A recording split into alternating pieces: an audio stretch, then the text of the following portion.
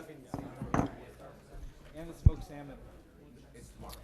All right, welcome everybody to the August 27th, 2018 meeting of the Regional Transit Board of Directors. Would the clerk please call the roll and establish quorum? Director Budge, Director Hansen, Here. Director Harris, Here. Director Hume, Here. Director Jennings, Here. Director Miller, Here. Director Morin, Here. Director Natoli, Director Chenier is marked as being absent, Director Cerna, Chair Kennedy. Here. With that, we have a quorum at 90 votes. This meeting of the Sacramento Regional Transit District will be cablecast without interruption on Metro Cable 14, the local government affairs channel. Tonight's meeting will air on Wednesday, August 29th at 2:00 p.m. and replayed on Thursday, August 30th at 9 a.m. and webcast at www.sacmetrocable.tv. It is also closed caption. Members of the audience wishing to address the board should fill out a speaker's card located at the rear of the room and provide it to me or Adam. Please speak into the microphone and state your name for the record. We would appreciate everyone turning off their cell phones. Okay, would you please stand and join me in the Pledge of Allegiance? I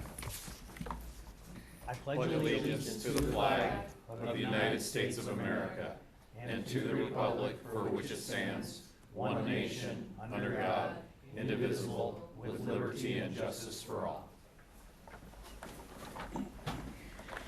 Okay, Chair Kennedy, I've just been informed that Director Budge will not be attending this evening. Thank you. With that, we have the consent calendar items 1 through 7, and you do not have any speaker cards on Move any approval. of those items. Second. Hang on. Okay. All right, we have moved by Mr. Jennings and second by Mr. Miller. Was that it? Or? Okay, there we go. So all those in favor? Aye. Opposed? Abstain? Thank you. Motion carries at 90 votes. Public addresses the board on matters not on the agenda.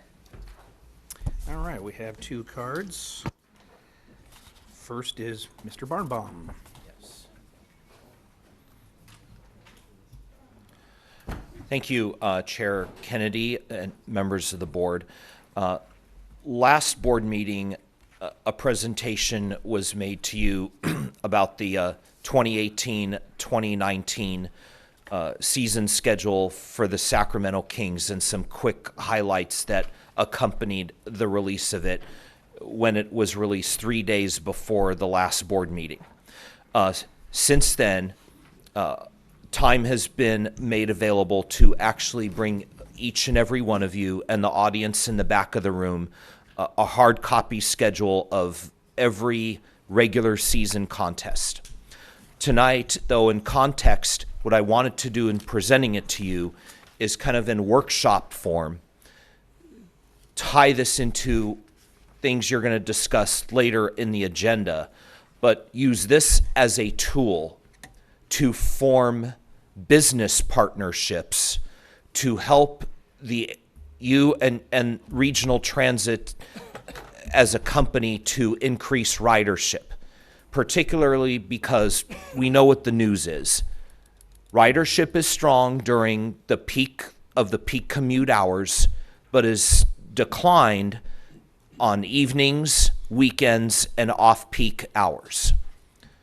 This is a tool that has events happening during the times of more recent ridership declines.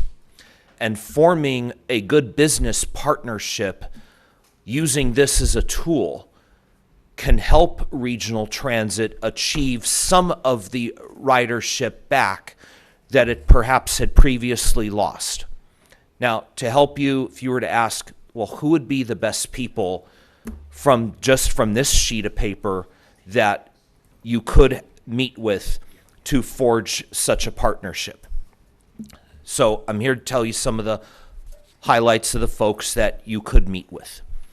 You could meet with President John Reinhardt, Chief Operating Officer Martina Kolokotronis, Director of Corporate Partnerships Darren Gross, majority owners Vivek Ranadive and Mark Mastroff, and many of the local minority owners that you might be well known in your current business relationships that you have elsewhere.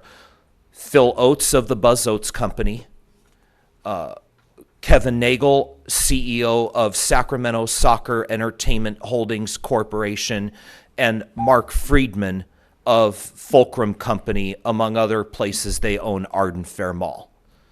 So I think this starts a really good conversation tonight, and hopefully we can continue the discussion under other subtopics when you call item 8 to the agenda.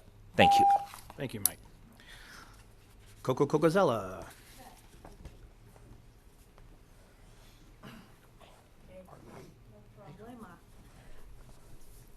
Hey, Coco Cocozella. I don't normally talk about the citizen-oriented transit groups I sit in, but I sit in Sacramento Transit Advocates and Riders, STAR, and also SACTRU, Sacramento Transit Rider Union. Following on a bit to what Mike was talking about, when we talk about a ridership on those off-peak hours, one thing I'd like to put forth is that if the service is there might be, if the service is adequate to serve the needs, for instance, there might be increased ridership. It's just it's a thought. It's a thought to put out there. Other thing I wanted to talk about is ridership increase in the respect of the transit-oriented development that a lot of people talk about, the TOD. I'd like to put out there that transit-oriented development can also be thought of, besides just new development for new tenants, can also be thought about how do we serve the people who exist in the community with affordable housing, and that a truly effective transit system that follows TOD would be a diverse system that fills in all of the gaps, not just new community members, but current ones. And that has to go along with affordable housing discussion. So just principles and methodologies to keep in mind when you're discussing these things with your development partners. Thank you. Thank you. Jeffrey Tartagia.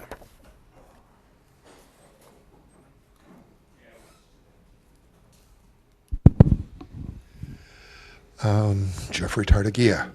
For Patrick, the reason I brought up at SACOG about Measure M was because I would like to see, and the ECOS and Sierra Club is trying to get a Measure M representative here in Sacramento so that we understand what Measure M took to succeed, which means that grassroots efforts need to be developed full 2 years in advance. The last board meeting, I was discussing that you need to reach out to the drivers for dealing with Measure 6. Now, if you are going for after an effort, a new measure of transit, that means you should be talking right now to the Kiwanis clubs, to the various other organizations that are important to build your basis for a transportation tax. I don't see that. I hear you're supposed to be doing listening groups. I don't hear the communication going on through there. Now, for Steve Henson and for Jeff, please, I hope that you don't have L Street become the mess that J Street is dealing with your bicycle path. Your P&Q is an excellent bicycle transit. Your J Street is a mess. And, you know, you still are going to undo the complications of that, I suspect, in the future. It's nice to see that 9th Street is finally getting cleaned up. I went to get on the bus today, and of course, the, shall we say, train blocks J Street, so you have to wait, delay, so you have less than 3 to 4 minutes to get from that area down to the downtown station and come back. I do not know whether you're going to allocate, like you've done in the 51, some additional time to realize or find out when Public Works is going to tell you that these things will not be interfering. Those are the things that I think that you as board members, I note in the minutes that it says that, hey, I had a conversation last meeting about fare boxes. I think I made it clear it was the 30 that had problems and the 20 that were added. This time I will bring to you is this, do you know how many of the electronic bulletin boards are not functioning? I thank Cindy is that finally I asked for Walker, I talked with Michelle, she turned around and sent me back today, and so we have had already a conversation within 48 hours. It is nice to see how clearly some level of communication. Last I will say to Patrick, I hope you've read the book on page 196 of Jarrett Walker's book. It's really interesting to see what that has to say. All right, thank you. That's all our cards. Next item, item number 8, new business resolution, temporarily modifying the fare structure. Resolutions number 0910-0174 and 16-030024 as amended to 1, include transfers as valid prepaid fare, and 2, reduce fares, presented by Brent Berniker. Good evening, Patrick Kennedy and Director Kennedy, excuse me, and members of the board. So first off, it's great to be coming to the board with an issue paper where we're seeking to lower fares and actually increase service at the same time. For an agency that provides safe, clean, reliable service, this is pretty much a historic moment for us, and we're really happy to do this. So what we're doing is we've brought forward 3 ridership building initiatives. The first one we'd like to talk about, and I'll get into more details shortly, is the general decrease in fares. The next one we're going to talk about is the 25-cent transfer, and the third one is the increase to light rail frequency service. And then, from a fiscal impact, I'm going to start there, as our issue papers do cover. The offering that we have is really important. SAC-RT is coming off 2 years of strong fiscal results. We've been able to build our operating reserve. And although we haven't reached our ideal reserve levels, our financial position has vastly improved. The structural changes and efficiencies that we've produced have developed some long-term cost savings that will allow us to be more aggressive in part of these ridership building initiatives. In fact, we've already closed the month of July for fiscal year 2019, and July looked exceptionally strong. The reserve for July looks like it's around $800,000, and that's really high for the month of July, actually. I was a little bit surprised. Typically, it's the $400,000 to $500,000 range when things are going well, but we had a couple of one-time adjustments, and so overall, though, that's a good, strong result for fiscal year 18. But I've kind of talked a little bit about financials. Now I want to talk about ridership. In the last year or so, we've been talking about the decline in ridership, and we've made attempts to stabilize this. Some of the attempts that we've made have been a success. One of those programs that we put in place was the student price. We had a student price of $55. We dropped that down to $20 per month. And that trial brought in about 230,000 annual rides with a revenue loss of about $200,000. The problem there is 230,000 rides is roughly 1% of our annual ridership. And with some of the declines that we've had in ridership, this isn't enough. So we have to look at bolder impacts. So the first change, like I said earlier, is we're looking to lower the existing price for all the single ride, monthly, semi-monthly, super senior passes. This price reduction is found on Exhibit B3, and it covers both the full fare and discount fares by category. When we're making this price change, we're also required to reduce the single ride for the paratransit fee as well. And also in this issue paper, you might have noticed that we did not change the daily pass. The reason why we did not change that is implementing a transfer option at 25 cents. The effects will be negligent by doing that. The next thing I want to talk about is with this fare change, we believe that we could probably get about 171,000 rides with a fare revenue loss of $595,000.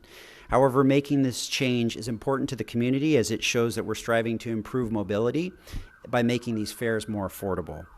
Brent, that's 6 months. Yes, sorry. Ridership increase is 6 months to 170,000. So the annually is about 350,000. Yes, and that's a great point. The numbers I'll talk about now are all going to be 6 months because we're asking for a 6-month initiative. But like Henry said, for this purpose, you can multiply all these numbers by 2 and you'll be able to see it's a much larger number. The second change we'd like to bring back is transfers. We've heard this from the public. We've heard this through the route optimization study. This is what the public is really interested in getting. Our system is currently designed to move between bus and rail. With the understanding that, with that understanding, about a year ago, we embarked in this journey to actually come up with the 90-minute tickets on the electronic fares. That was proven very successful, but again, we're still hearing that those people that do not buy electronic fares want that 25-cent transfer.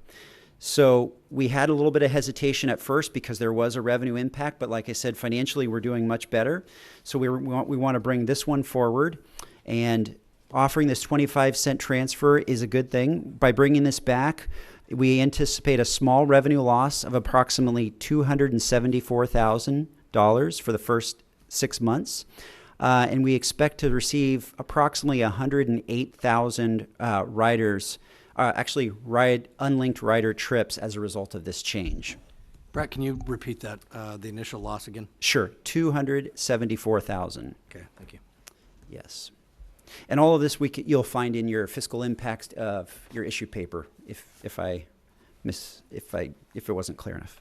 The third change is something that we're moving forward on January 1st, and this is the plan to implement 15-minute light rail service on the weekends and evenings. As you know, the ROS is still in process. We plan on bringing forward some changes to bus operations, so it's natural to find some changes to our light rail system. We recently actually implemented, back in June, some frequency changes on the Gold Line from Sunrise to historic Folsom. So naturally, looking at the system-wide, making some changes for 15-minute service is a great opportunity to increase ridership.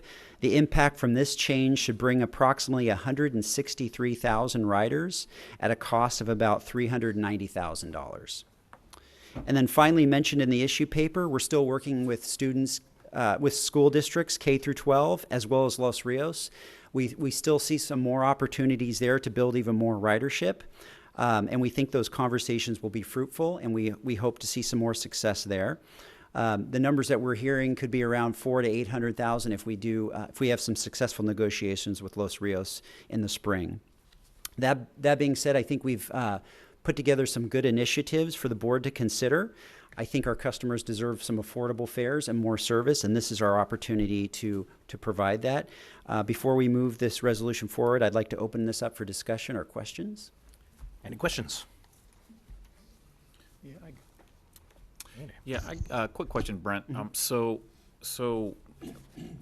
you know, I appreciate where all this is headed as far as the increased ridership, but it is coming at a cost, and it looks like, you know, it'll start to dent our fare box recovery percentage numbers. Is there any danger that we're going to start bumping up against the mandated thresholds for that, or do you think we'll still be comfortably above? That's a good question. When you look at the pure fare box numbers, we will be below the 23% mandate. But however, the mandate also allows you to supplement. So right now, for example, we are below the 23% today. So this will just bring it a little bit lower.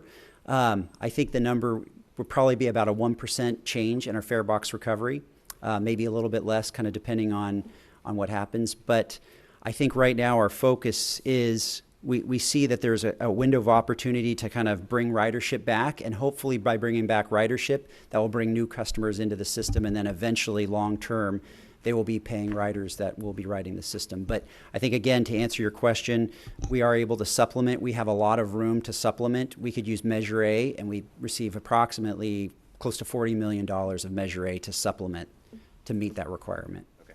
Yeah. Mr. Hume. Thank you, Chairman. Brent, what is the hurdle to providing the time-based fares for non-electronic fare media? Or let me rephrase the question. Is it possible to extend that to non-electronic fare media? And, you know, I'm going to see. Yeah, I'm going to introduce Casey Courtwright and see if he can maybe respond to that correctly. Yeah, so the biggest hurdle, honestly, is a fiscal impact related to that. When you allow for a completely free transfer, it introduces some additional operational costs related to just printing tickets. There's operational issues with how do you implement that? Does everybody who walks on the bus and buys the cash fare, do they automatically get a free transfer ticket printed for them?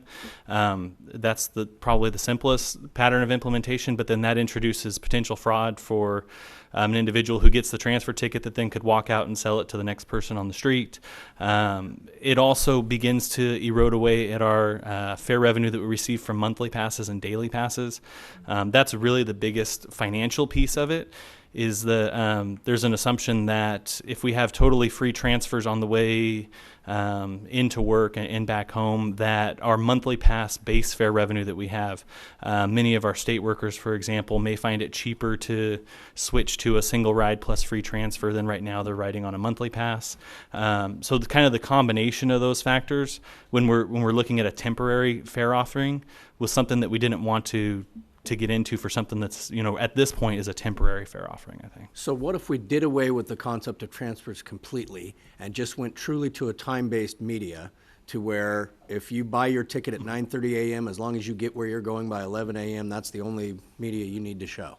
Yeah, I think the problem is when you board a bus with a single fare, you pay $2.50, right? So what do we do for those customers? That would be, how would they board with what would they receive for that 90-minute period? It would have to be a transfer, and then we're going into the discussion that. I see. So you does that pay make sense? the $2.50. You don't actually have anything in hand that Correct. shows the timestamp of when You just paid walk it. to the back to the area in the bus and you sit down, right? And you're not receiving anything. And so I think what Casey was also bringing up is the operational issues, because we've thought about this a lot as far as what would that look like. And these fare boxes have a certain stock of supply of tickets. They're not paper tickets anymore, because paper tickets were jamming these fare boxes and we were getting quite a bit of complaints. So we actually came up with a polyurethane coat on those tickets. And so it kind of reduced because that thickens the ticket now. And so we've reduced the amount of tickets that can be dispensed. So I think, you have the problem that they have to receive something. And then what happens when you receive a ticket is it can be passed back, like Casey had said. It can be not needed. So those are some of the challenges that we're facing.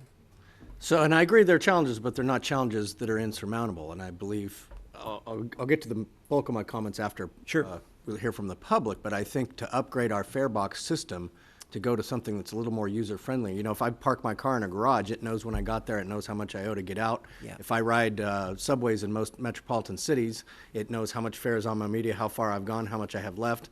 All of these things is something I have in my hand. It's not just money going into a box and now I'm on that vehicle for that amount of time only.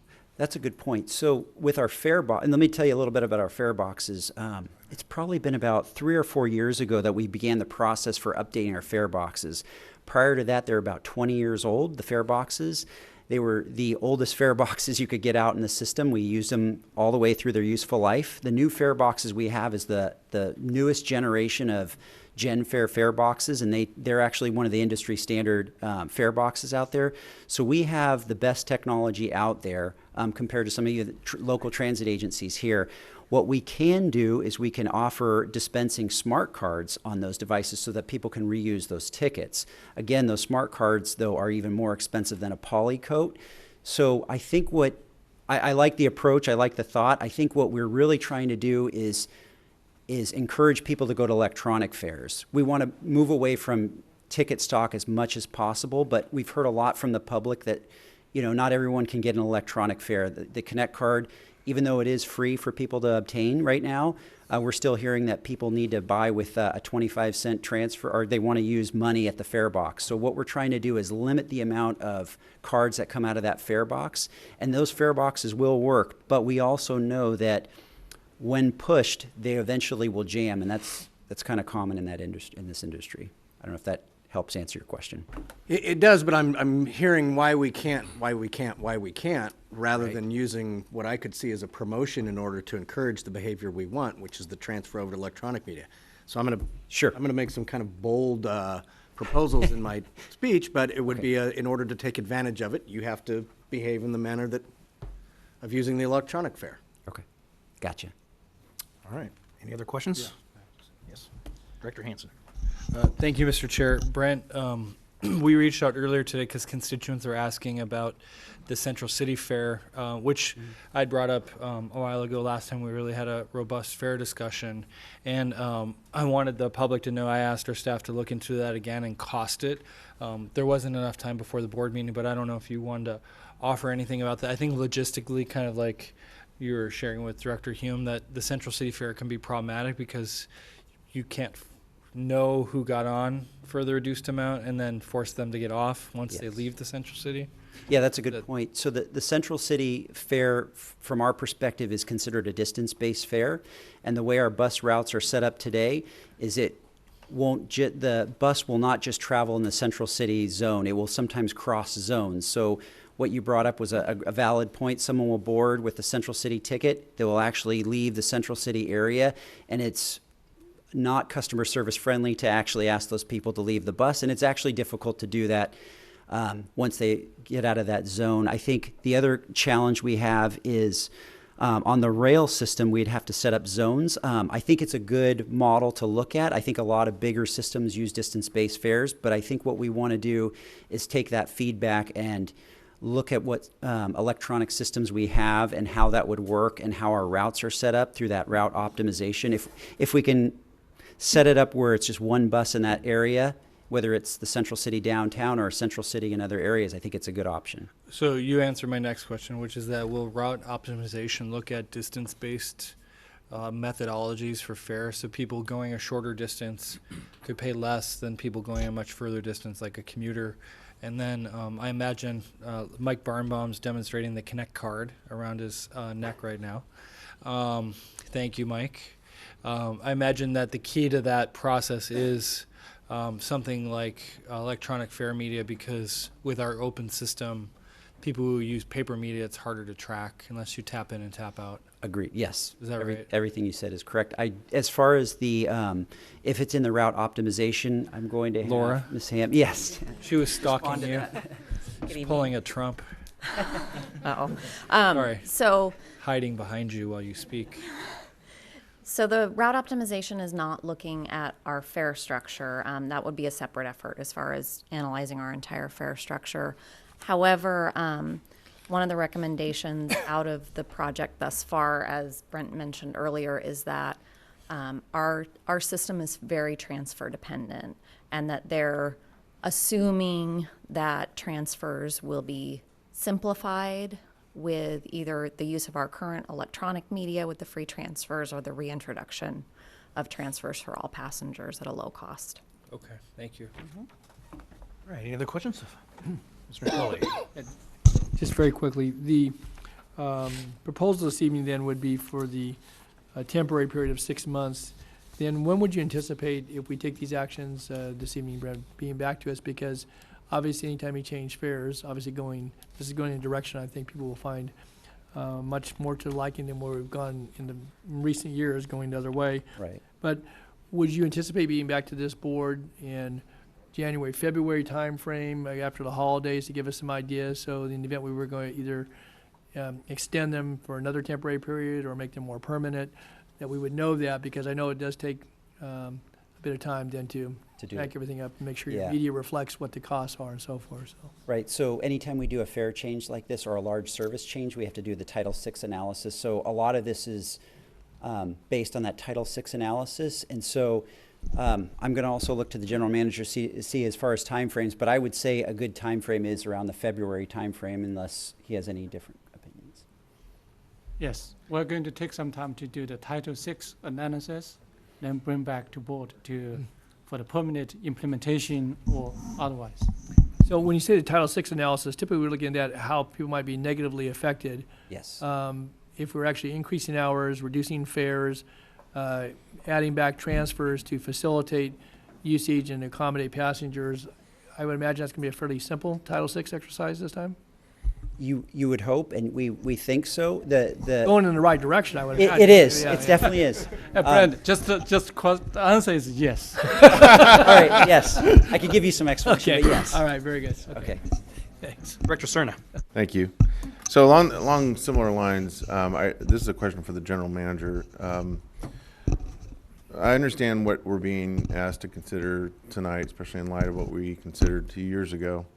And it's this delicate balancing act in response to the elasticity between price and volume, right? Ridership. Yeah. So what is it in your experience, Henry? What is the likelihood that we are near a place where we won't necessarily have to consider swing adjustments every 6 months, so to speak, to kind of continually find the balance? And when do we kind of hit a sweet spot when we feel fairly certain we're at a place where the riding consumer isn't feeling like it's not going to be worth it to consider RT an option for their transit needs, and we're not going to necessarily face dipping into reserves continually to pay for a lower fare? Director, thank you for asking this question. This has been one of the major analyses we have been working on. I have been attending community meetings or talking to individuals in the last 2.5 years. 3 days from now, I'm 2 years and 2.5 years since I joined RT, SAC RT. I feel I learned, a lot from our stakeholders and customers, and constantly, get feedback from them. Before we increased the fare, and right after I joined SAC RT, and afterwards, a very consistent voice from the community is we needed to reduce our fare. I think we heard the voice, we have listened to our community, and we want to take action. On the other hand, our staff have conducting some in-depth analysis diligently, try to say where is the sweet part. We talk today. I had a 30 minutes conversation with Tony Bijak from SACB. He asked some tough questions. I think we had a very good conversation, and you look at our ridership decrease in the last 2.5 years. There are 3 major reasons. One is AB 540, 3 years ago, allowing undocumented immigrants to get the driver's license. Instantly, now 4% car registration increase. Imagine that a 4% registration increase, maybe equivalent to 10% of the ridership, being away. Secondly, our light rail fare evasion rate 2 years ago was 20%. Now it's less than 5%. That is a positive trend because 15% of the fare evaders very much either start to buy the tickets or they stay away from the system, which is an equity issue for the all customers. The third reason is fare increase. In the normal cases, if you increase fare by 10%, in the first year you get a 7% ridership decrease. The second year you get 3% ridership decrease. Then the third year will be steady. Then the fourth year will increase. But in our cases, our ridership decrease, got affected by the increase, the fare increase. So 3 reasons made this, what we are now. But the community, the voice from the all walks of customers and stakeholders, they want us to make this adjustment. This is 47, in SACRT 47 years history, the first time we reduce our fare. And we think what we're doing is really what our community wants us to do. And we think the analysis, the ridership number and the cost is very conservative. Brent and his staff and the RT team, are very, when we present this type of stuff, we try to be very conservative. We expect about 1.2 million ridership increase annually and the cost less than $2 million. That is very, very, the wonderful return on investment. So we're constantly searching for the sweet part, and hopefully, this is a close to sweet part, optimal sweet part, and we're going to continue to analyze this. Very likely we're going to continue in this. 6 months later, we're going to ask board to approve this for permanent initiative. Thank you. Thank you. Okay, any other questions? All right, thank you. Mike Barnbaum. Thank you. Thank you, Chair Kennedy and members of the board. Wanted to speak to this, but especially the part about the fare reduction. And then I did want to address the part in the issue paper about the light rail change in frequency on the weekend.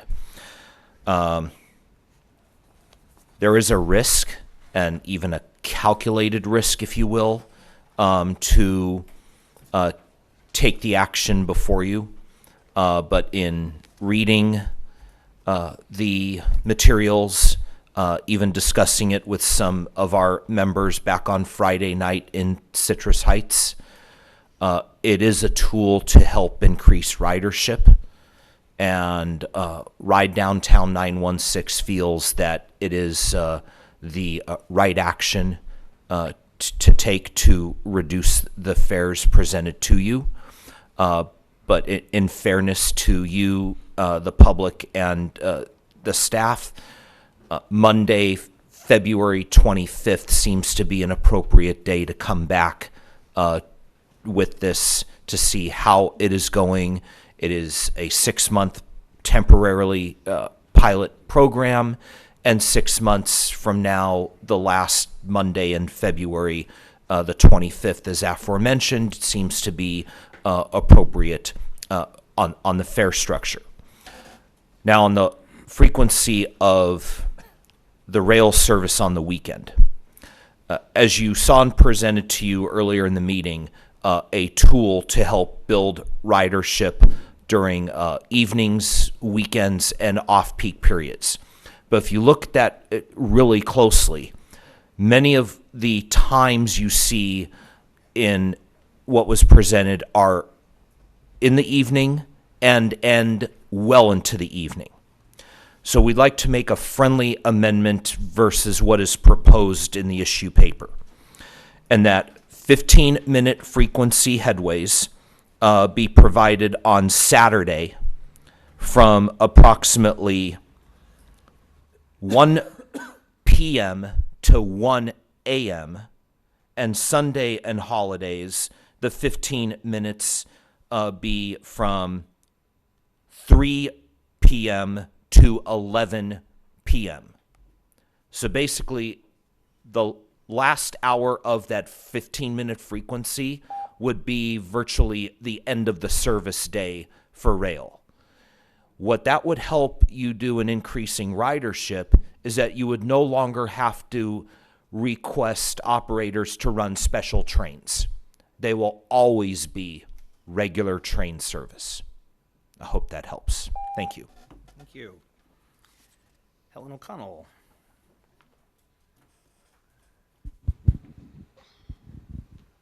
My name is Helen O'Connell, and I'm on several boards and several union coordinating for transit. So, but I'm here to say thank you for listening to the public. I'm glad to see that the Super Senior monthly sticker is no longer a secret. It's out there.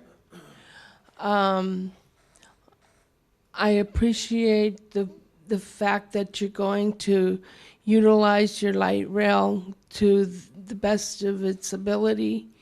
like Mr. Walker suggested in your forum that I went to. And I'm glad that this board is responsive to its constituents. Thank you very much. Thank you, Helen. Delphine Cathcart.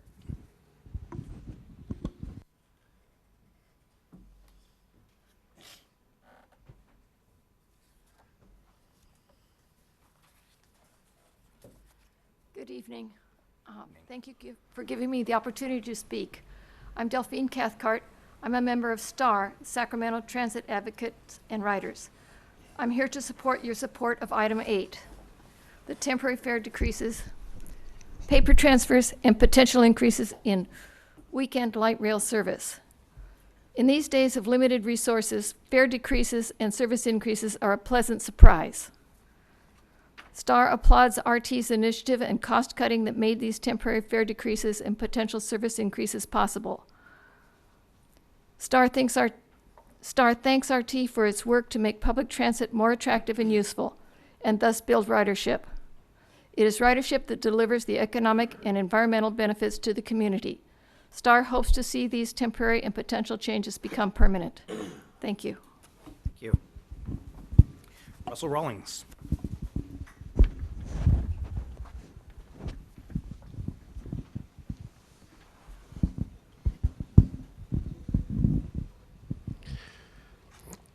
Good evening, board. My name is Russell Rawlings, the Director of Advocacy Services at Resources for Independent Living, a board member of Organized Sacramento, and a member of Sacramento Transit Riders Union. And I, too, would like to applaud RT staff for doing the tough, difficult work of producing numbers and math that shows that we can do a fare reduction and a service increase and increased numbers of, the ridership numbers. I have noticed that there have been, during the commute hours, it seems, an actual increase in ridership. So there have been some marginal gains here. And I think, again, that if you build a transit system that people can rely on, and this is a first step, right? I would also encourage analysis of getting bus frequency down as well, the headways between buses. I think we're moving in a very positive direction, and I hope that this continues. Thank you. Thank you. Jeffrey Tartagia. Jeff Tartagia. I'm going to take a different track for you. I'm hoping that some analysis will be done on dealing with your light rail service, because I feel like concern of maintenance of equipment and think that you might be better served on the weekend if you had additional hours rather than the 15-minute service in regards to the weekends. I will use the example of the trip this weekend. I went to the, shall we say, Jewish festival. It took me transferring from light rail to bus to get there. Coming back, of course, with 1 hour service on Sunday, they were out of sync. So the problem will be in making the adjustments again if most of your service on the weekend is still at 1 hour, is you're still sitting there of how you make those connections. And that is something that you need to address in this route optimization, like a number of other aspects. The other thing I want to say to you today is most of the people I saw coming here were using the Connect card. Very nice. The people that pay cash typically will put $3 in, and that's what's going in cash-wise. Other services have managed to do away with the paper system. I don't see that happening here in Sacramento, and I speak of that as YOLO and two others. YOLO also has now gone to Wi-Fi on their bus system as well. It's again showing of different systems, how they work. I do not know in Elk Grove what has been your triumph that's gone on with Elk Grove, other than I think you were no longer hemorrhaging the funds that you were doing in years past, and hopefully you've gotten a better system out of it. But it's great to see that, this is something and that you're doing the analysis to see what is working and helpful to you. But again, I will offer, like on the weekend, is I knew the system well so I could figure out, but otherwise, it wouldn't have been 90 minutes to go someplace, because with 1 hour bus service, if you miss one, you're stuck. And I came from simply Carmichael. That took 45 minutes. The thing was 10 minutes later. They'd already left. So I had to wait for 50 minutes to make the next connection on that. I think you have the same thing happen with other areas as well, that way for the weekend. I like what I did on Saturday in some of the changes for the weekend of east-west connections. It's something that helps. Thank you, Jeffrey. Stephen Barassa.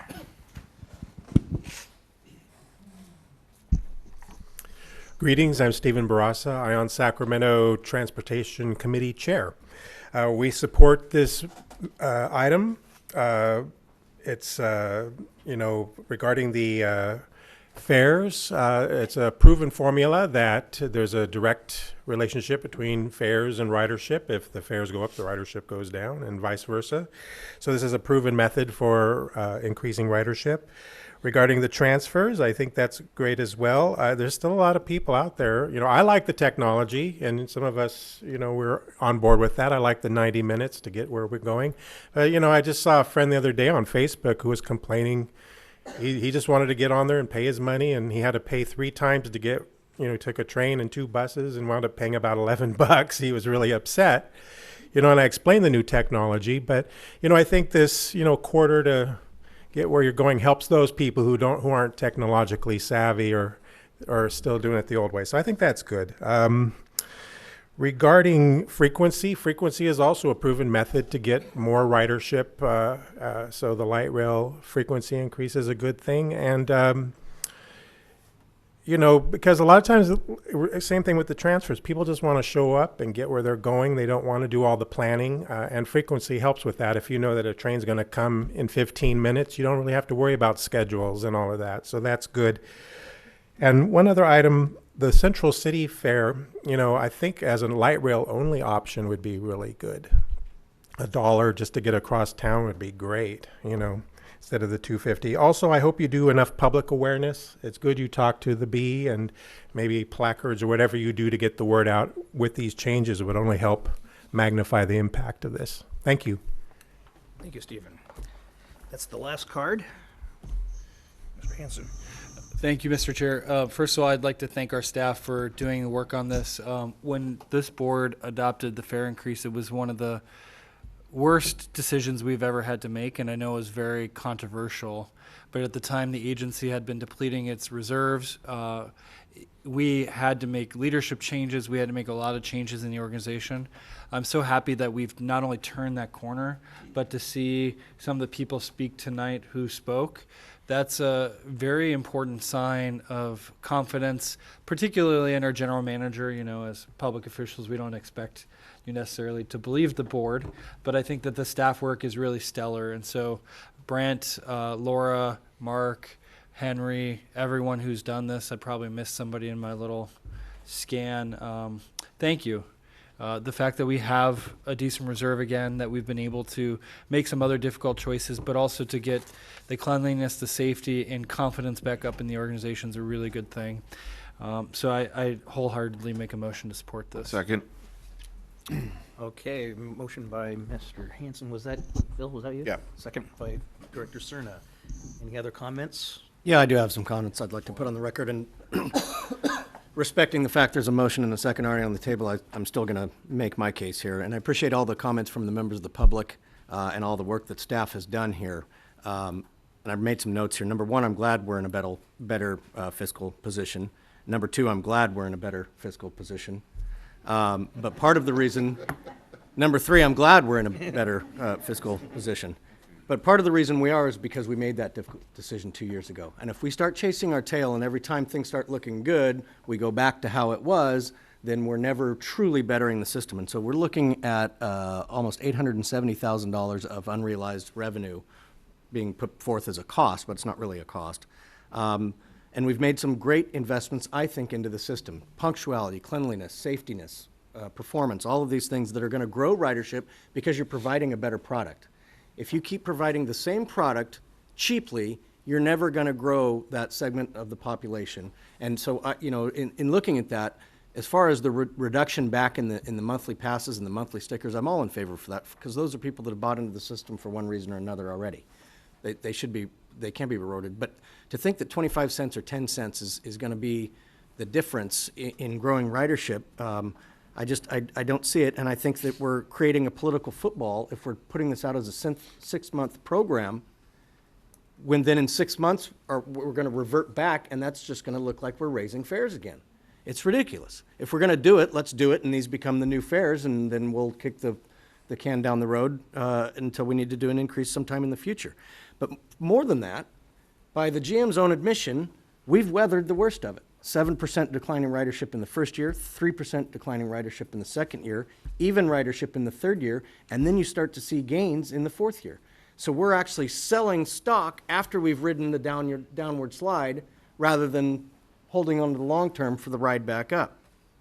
So that's, I don't think this is the right move, because I think we could do more to provide a better product. Things like upgrade the fare box system so that we can go to distant-based or time-based fares. So that we would advertise that if you have somewhere to be, we guarantee to get you there in 90 minutes or less, or your transfer is free. That's the only kind of transfer you would ever need, is that if we've missed our mark. But here's the big thing.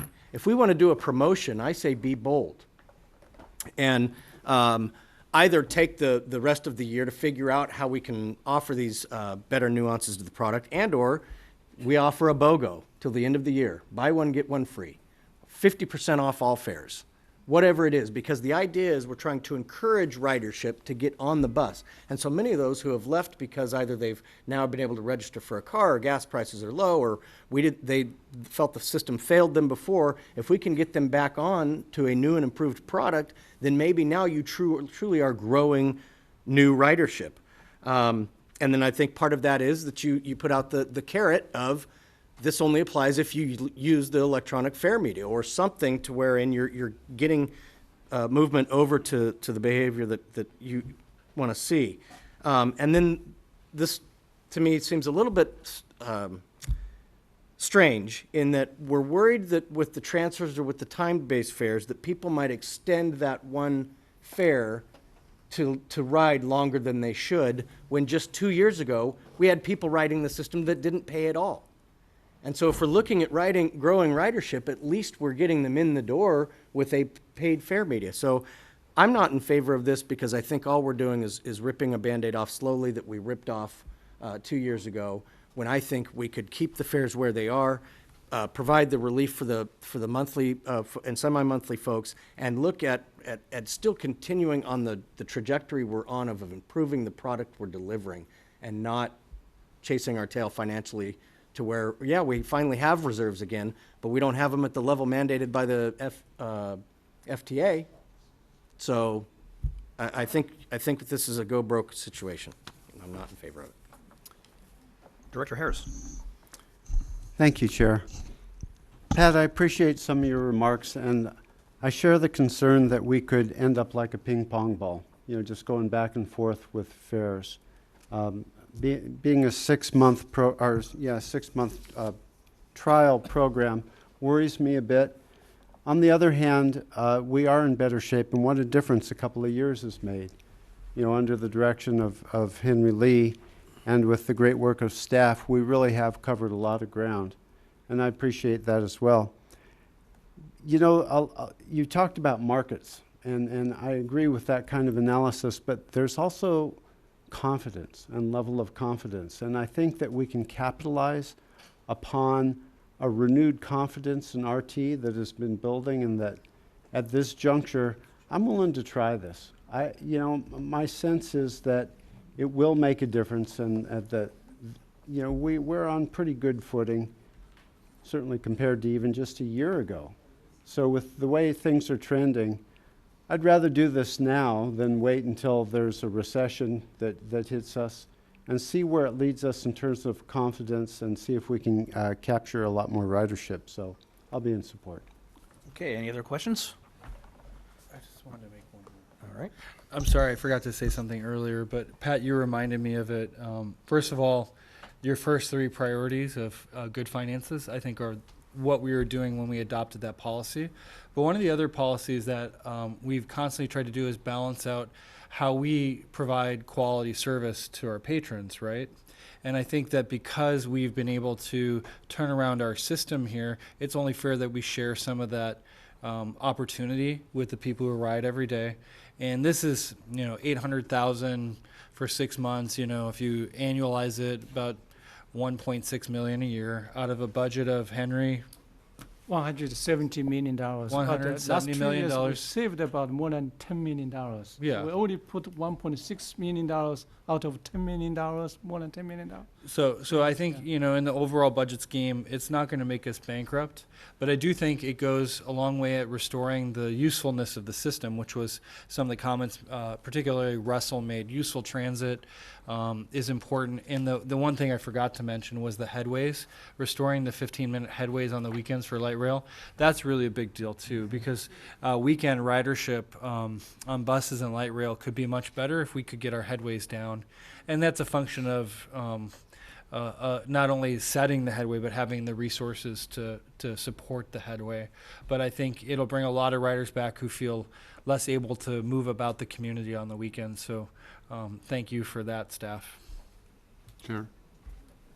Yes, Mr. Miller. I'm going to support this, but because it helps our current riders, and I think that's important. But what I've heard is before we can optimize, and the 15-minute headways goes towards optimizing our system, but our connections and the convenience of riding, I'm looking forward to optimizing our routes, and I think that's going to fall in place, because I'm not certain we'll increase our ridership until we do that and attract new riders, that we cut down on the travel times. People spend, I was just looking at how much someone spends to drive a car. I mean, you got a car payment of $400 and it's $100 for a pass. It's just amazing what they're willing to pay, what I'm willing to pay for convenience. And so I think that's something we really need to work on, not only just fares. Again, I'm willing to see how this goes, but I don't know. I'm not certain. All right, anything else? Okay, we have a motion by Vice Chair Hansen and a second by Director Cerna. Let's do a roll call vote, please. Director Budge is marked as being absent. Director Hansen? Aye. Director Harris? Aye. Director Hume? Nope. Director Jennings? Aye. Director Miller? Aye. Director Morin? Aye. Director Natoli? Aye. Director Chenier is marked as being absent. Director Cerna? Aye. Chair Kennedy. Aye. With that, the motion passes at 96 votes. All right. 86, I'm sorry, 86. Thank you. Next item. Next item, item 8.1, resolution, amending resolution 17-11-0158, the delegation of authority to the general manager, CEO, to sell of a portion of the property located at the Power in Light Rail Station to specify a new purchaser, presented by Brent Berniker. So I'll make this really quick. Back in November of November 13th, 2017, the general manager received a delegation of authority to sell the Power in Park and Ride lot to Jonathan Sweet, which is the purchaser. We've been working through negotiations, getting that final document together, and one final request that the purchaser made is if he could change the name from Jonathan Sweet to Land Pro Development LLC. So this is a procedural request. I think it's very valid. We're at the tail ends of this, so we are seeking approval to change that. Okay, questions?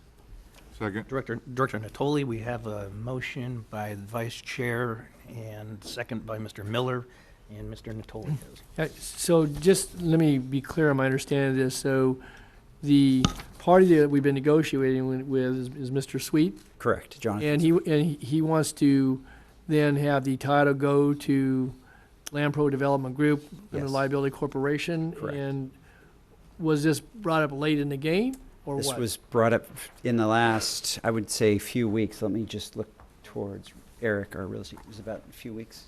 Yeah, the question was raised actually several months ago in the course of negotiations. At that time, what we had anticipated doing was entering into contract with Jonathan Sweet as an individual, Yes. and then assigning the purchase and sale agreement to Land Pro Development Corporation, which he would have had authority to do. His attorney advised him there are certain risks to proceeding with the transaction that way, hence why we're here tonight. Okay, so do we assume any more risk by us then accommodating that part of the transaction? No, like I said, he had full authority to assign the contract to whomever he wanted to, providing it was approved by RT. It's a very common practice in the development of land to acquire it through a single-use LLC from a liability perspective. It's certainly something we did in the Arden Way transaction as well. Okay. So it's not uncharted territory for regional transit. Okay, thanks. Okay, any other questions? All right, a motion and a second. All those in favor? Aye. Opposed? Abstained? Motion carries at 90 votes. Next item, item number 9, the general manager's report. Chair Kennedy, members of the board, and the public, good evening. I have a short report today. I want to offer my congratulations to Sacramento's Chief of Police, Lisa Hans. Last week, Lisa was promoted to the rank of captain from the Sacramento Police Department.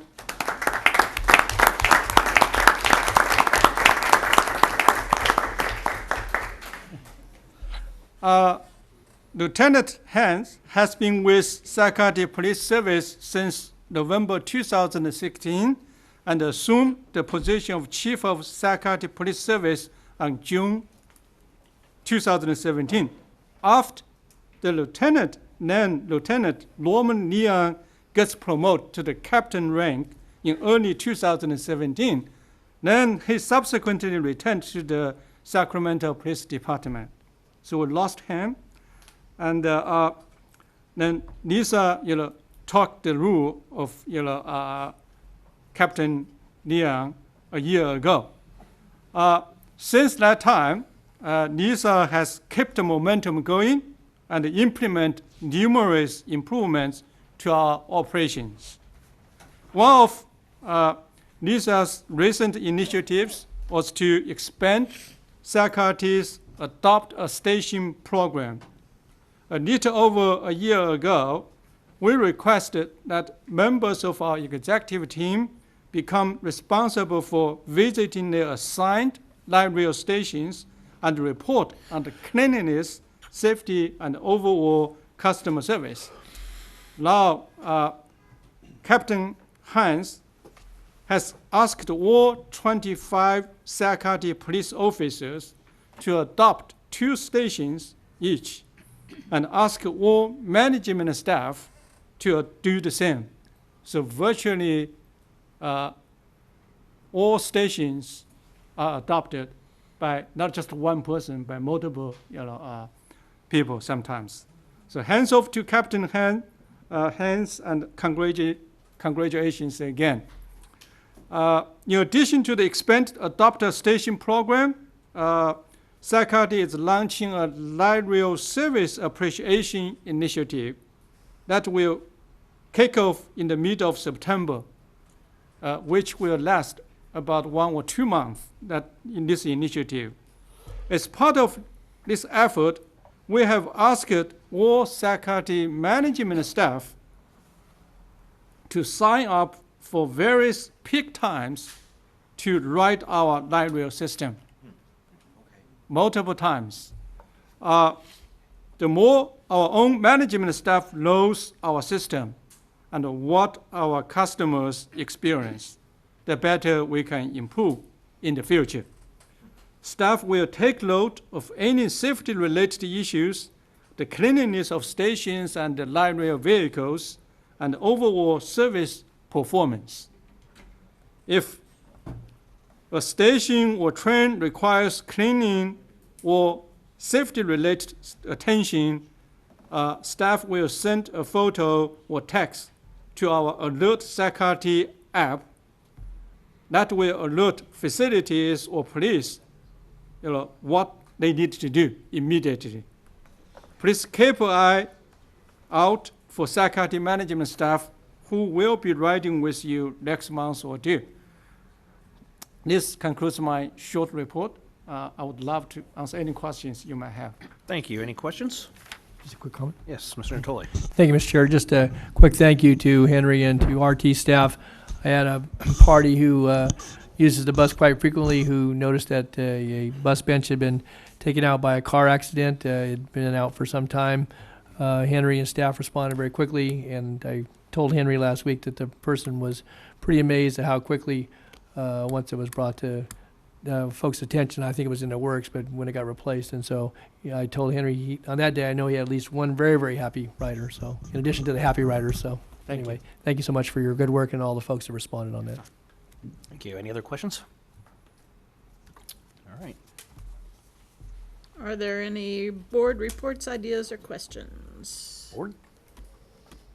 Does not appear to be. Okay, next is the announcement of closed session items.